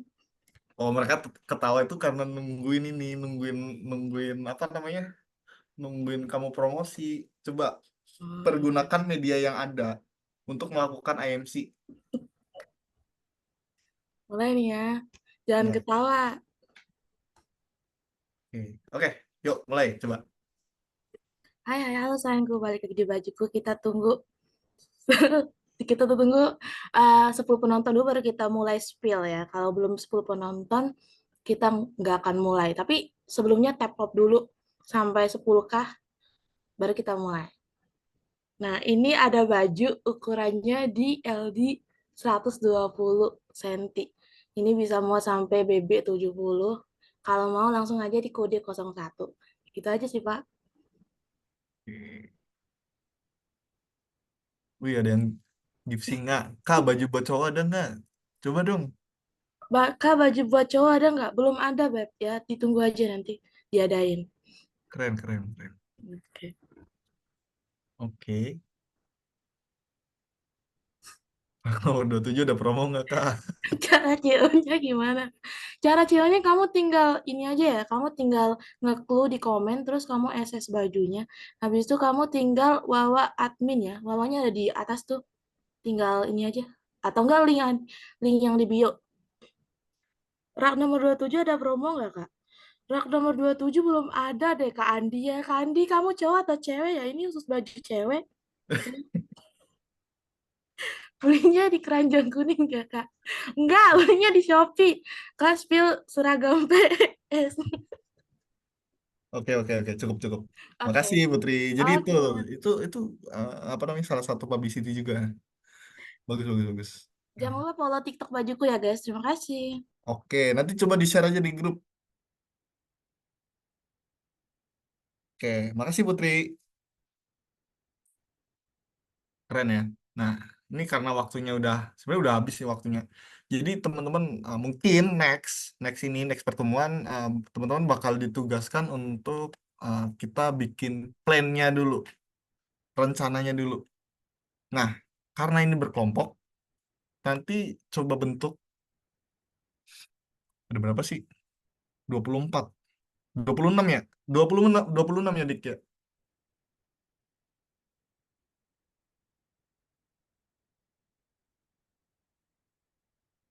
Dika?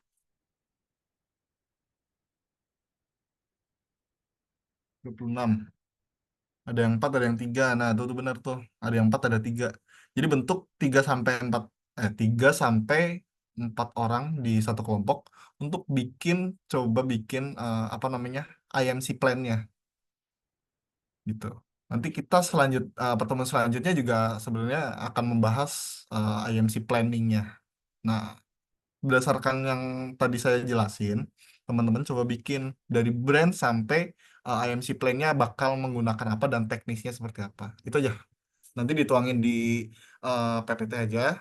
Terus nanti saya sediain link Google Drive-nya, G Drive-nya untuk pengumpulannya. Kita pertemuan selanjutnya berarti di Jumat bukan Jumat ya, kita Kamis sebenarnya. Kita di Kamis tanggal 12. Oke. Ya, tanggal tanggal 10 teman-teman submit di link Google Drive-nya berupa PPT tentang IMC plan-nya gitu. IMC plan-nya strukturnya dari brand sampai ke teman-teman akan melakukan apa dari masing-masing IMC tools tersebut gitu. Gitu aja. Oke? Ada yang mau ditanyain terkait tugasnya?